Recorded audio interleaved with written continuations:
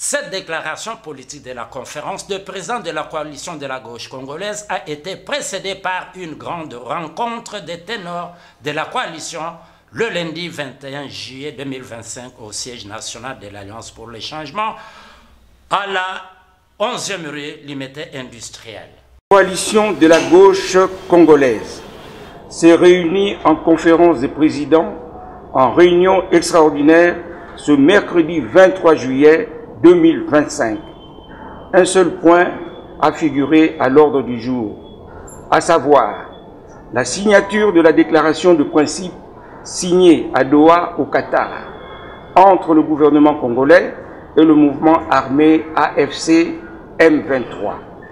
Après lecture et analyse de la dite déclaration, la coalition de la gauche congolaise déclare ce qui suit. Saluons la signature de la déclaration de principe entre le gouvernement congolais et le mouvement armé AFC M23, ayant opté pour le principe du dialogue et ayant imposé le cessez-le-feu. Demandons aux deux parties de respecter les termes de la dite déclaration pour promouvoir le dialogue afin de préserver des vies humaines.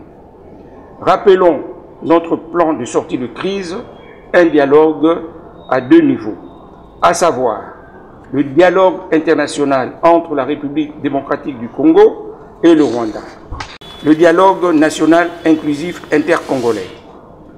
Considérons que le premier niveau du dialogue s'est matérialisé par la signature d'un accord de paix entre la RDC et le Rwanda, ainsi que par la signature de la déclaration de principe entre le gouvernement congolais et le mouvement AFC M23, ayant débouché sur un cessez-le-feu.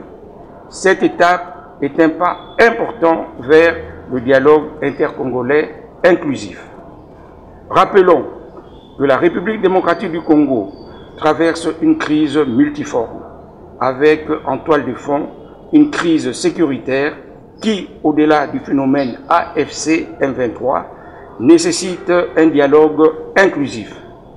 Ce dialogue doit réunir toutes les forces vives du pays pour réfléchir aux causes profondes de ces crises. Il vise à créer la cohésion nationale et à favoriser une paix durable, afin de garantir un processus politique rassurant pour tous et la tenue d'élections générales dans les délais constitutionnels. Attirons l'attention du pouvoir en place sur le fait que vouloir contourner la tenue d'un dialogue national inclusif par un accord de paix isolé impliquant uniquement le mouvement armé AFC M23 constituerait une grave erreur d'appréciation politique. Cela compromettrait l'instauration définitive de la paix et ouvrirait la voie à la balkanisation du pays.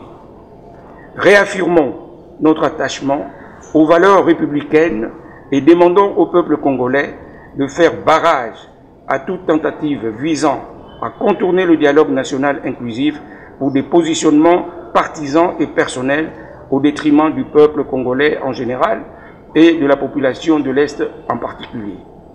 Demeurons mobilisés derrière notre peuple. Nous nous réservons le droit de faire entendre notre voix par tous les moyens démocratiques pour obtenir ce dialogue inclusif en vue d'un retour d'une paix juste et durable en République démocratique du Congo.